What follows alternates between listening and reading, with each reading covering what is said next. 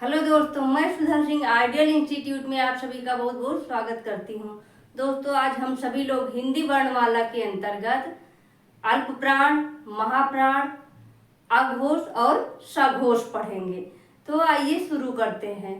दोस्तों, सबसे पहले हम जानेंगे कि हिंदी वर्णमाला के अंतर्गत स्पर्श व्यंजन क्या होते हैं। दोस्तों, हमारे स्पर्श व्यंजन का से लेकर के मा तक यानी का वर्ग से पा वर्ग तक होते हैं। तो आइए देखते हैं, शुरू करते हैं। स्पर्श व्यंजन सबसे पहले जानेंगे।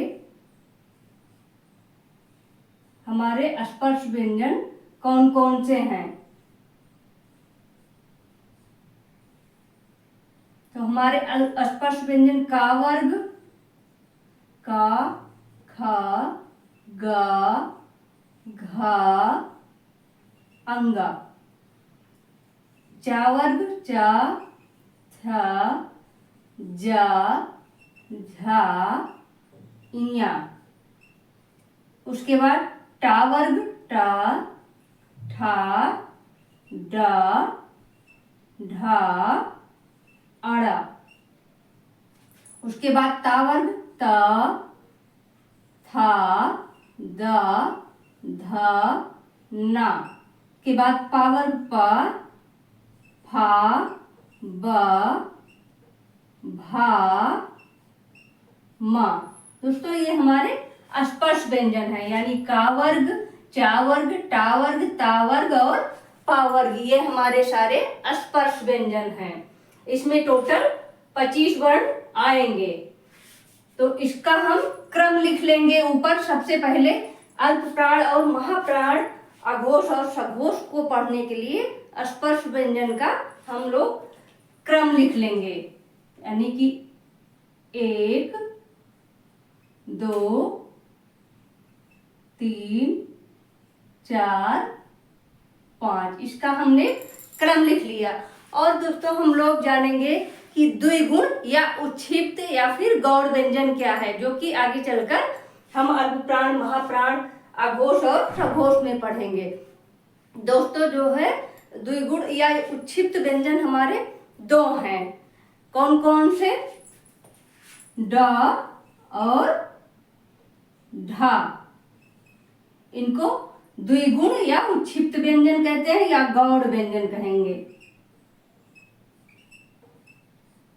द्विगुण, उच्छिप्त या फिर गौड़ व्यंजन के नाम से जाना जाता है। इनका प्रयोग जो है ज्यादातर हिंदी वर्णमाला में बहुत कम ही होता है। जैसे कहीं किसी किसी जगह पर होता है, जैसे सड़क, मुड़ना, जुड़ना, उसके बाद पढ़ाई, चढ़ाई, इन वर्णों में किया गया है और बहुत कम इनका प्रयोग किया जाता है। अब आइए हम लोग अल्प प्राण देखते हैं। दोस्तों, हिंदी वर्णमाला के अंतर्गत अल्प प्राण में स्पर्श व्यंजन का पहला वर्ण, तीसरा वर्ण और 5वां वर्ण आता है। तो पहला वर्ण कौन सा है? ये का वर्ग पूरा, चा वर्ग और टा वर्ग। ये जो है हमारा अल्प प्राण के अंतर्गत आएगा पहला। उसके बाद तीसरा आता है हमारा, तीसरा आएगा पहला, तीसरा और 5वां। उसके बाद 5वां वर्ण आता है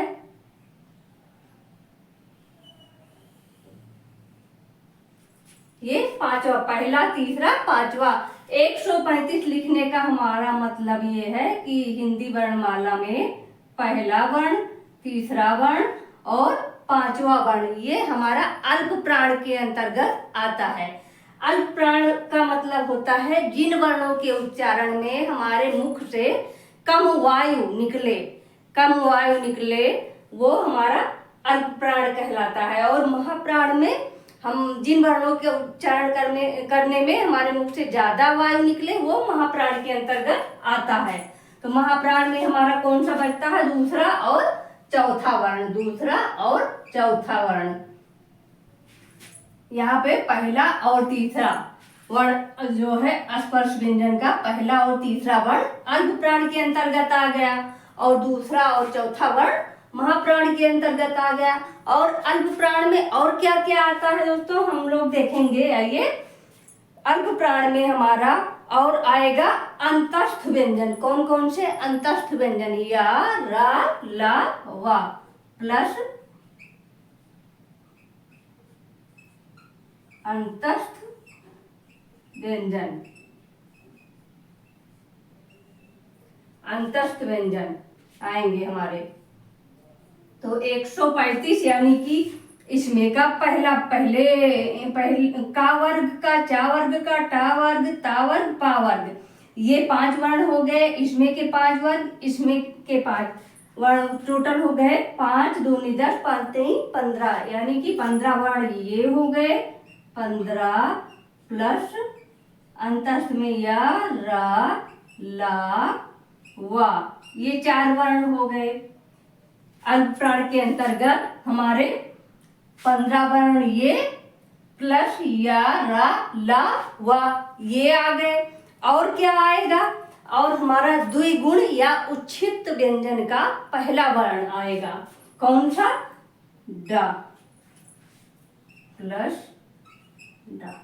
तो टोटल इसमें कितने वर्ण हो गए, 15 ये हो गया, 4 ये हो गया और एक ये हो गया उच्छिष्ट या गौड़ व्यंजन। टोटल कितना हो गया, 20 वर्ण। 20 वर्ण अल्प प्राण में दोस्तों हमारे टोटल कितने वर्ण आएंगे, 20 वर्ण आएंगे। इसको आप लोग ध्यान से देख लीजिए, आप चाहे तो स्क्रीनशॉट भी ले सकते हैं। और महाप्राण में कौन कौन सा वर्ण आएगा, दूसरा और चौथा, यानी कि खा, छ, ठा, था, फा, उसके बाद घा, झा, ढा, धा और भा, ये आएगा दूसरा और चौथा। और इसके अलावा और कौन कौन से व्यंजन आएंगे महाप्राण के अंतर्गत, महाप्राण में इसके अलावा आएगा ऊष्म व्यंजन। ऊष्म व्यंजन स, ख, स, ख, स, हा प्लस महाप्राण में कौन कौन सा आएगा, स्पर्श व्यंजन का दूसरा एक खा, छ, ठा, था, फा, घा, झा, ढा, धा, भा प्लस हमारे ऊष्म व्यंजन सारे आएंगे। और उसके अलावा कौन सा आएगा, उसके अलावा आएगा दोस्तों द्विगुण और या उच्छिष्ट व्यंजन या फिर गौड़ व्यंजन का दूसरा वर्ण कौन सा है, ढा। कौन सा है, ढा प्लस ढा।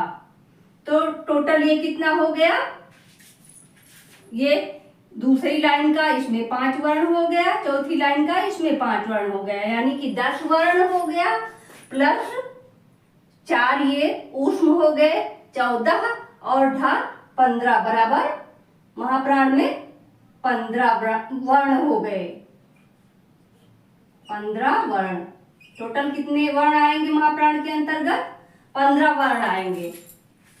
एक बार आप लोग फिर से देख लीजिए, अल्प प्राण में हमारे जो है स्पर्श व्यंजन का चा, टा, ता, पा, उसके बाद जो है तीसरा वर्ण गा, जा, डा, दा, बा, फिर 5वां वर्ण अंगा, न्या, अड़ा, ना, मा प्लस अंतस्थ व्यंजन प्लस ये उच्छिष्ट का पहला वर्ण, ये सारे अल्प प्राण के अंतर्गत आएंगे। उसके बाद महाप्राण में दोस्तों कौन कौन से आते हैं, स्पर्श व्यंजन का ये दूसरा वर्ण यानी कि खा, छा, ठा, था, फा, उसके बाद चौथा वर्ण घा, झा, ढा, धा, भा प्लस ऊष्म व्यंजन प्लस उच्छिष्ट व्यंजन का दूसरा वर्ण और ढा बराबर इसमें 15 वर्ण आएंगे। अब दोस्तों हम लोग जो है अघोष वर्ण देखेंगे।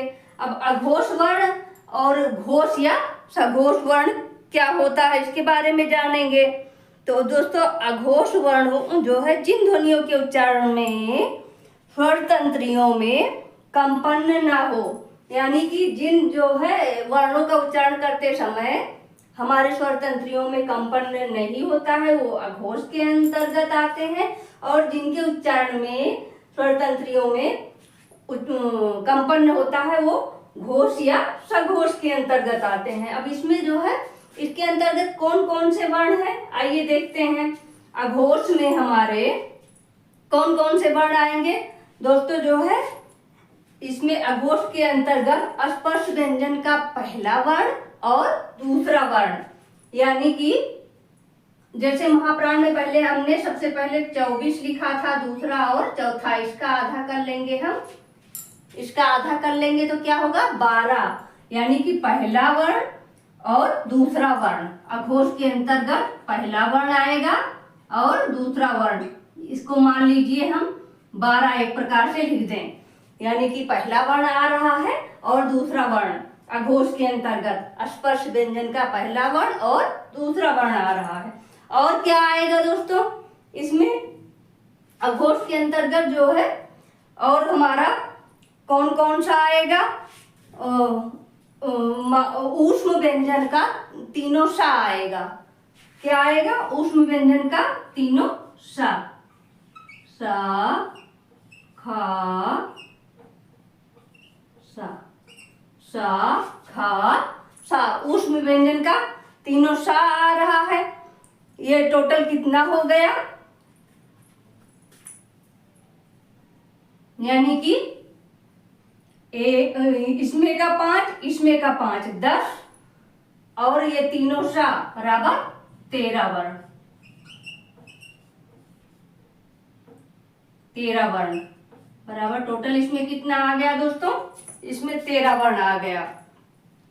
और उसके बाद जो है हम घोष या सघोष के अंतर देखेंगे कि इसमें कौन कौन सा आता है। इसमें घोष या सघोष में कौन कौन से वर्ण आते हैं दोस्तों, जो है यहाँ पहला और दूसरा वर्ण के बाद कौन सा बचा, तीसरा चौथा पांचवा, तो इसमें हम यहाँ पे लिख लेंगे तीसरा चौथा और पांचवा, यानी कि 345 लिख लेंगे, 345, तीसरा चौथा पांचवा वर्ण, तीसरा वर्ग चौथा वर्ग और पांचवा। तो इसमें जो है टोटल कितने हैं, 5 दूनी 10 5 3 15 बराबर इसमें 15 है, और प्लस इसमें कौन कौन से और कौन से वर्ण आएंगे, तीसरा वर्ण आएगा, चौथा वर्ण आएगा और पांचवा वर्ण आएगा दोस्तों। इसके अलावा आता है हमारा हा, अघोष में हमारा हा वर्ण नहीं आया है। जैसे प्रश्न बनता है, पूछा जाता है कि अघोष में कौन सा वर्ण नहीं आता है, तो हा वर्ण अघोष के अंतर्गत नहीं रखा जाता है, ये हमारा सघोष में आता है। अघोष में हा नहीं आता है, ये घोष या सघोष में आता है। तीसरा वर्ण आएगा, चौथा वर्ण आएगा और पांचवा आएगा, प्लस हा आएगा, और कौन कौन सा आएगा, उच्छित या द्विगुण व्यंजन दोनों आ जाते हैं इसमें, ड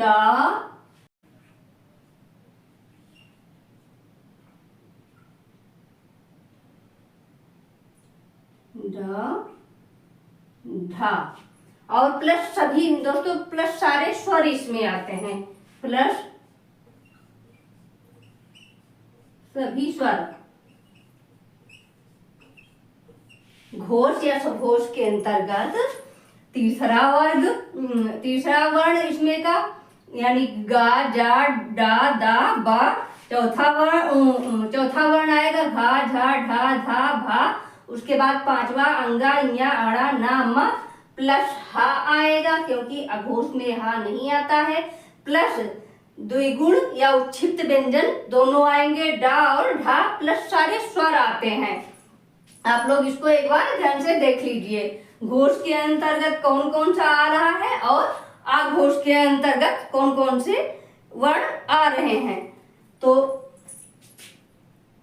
ये जो है था हमारा अल्प प्राण, महाप्राण, अघोष और सघोष। इसको हमने अपनी तरफ से अच्छे से समझाने का प्रयास किया है। उम्मीद करती हूँ कि आपको बहुत अच्छे से समझ में आया होगा। कमेंट करके जरूर बताइएगा कि आपको वीडियो कैसी लगी। आज के लिए इतना ही, बहुत बहुत धन्यवाद।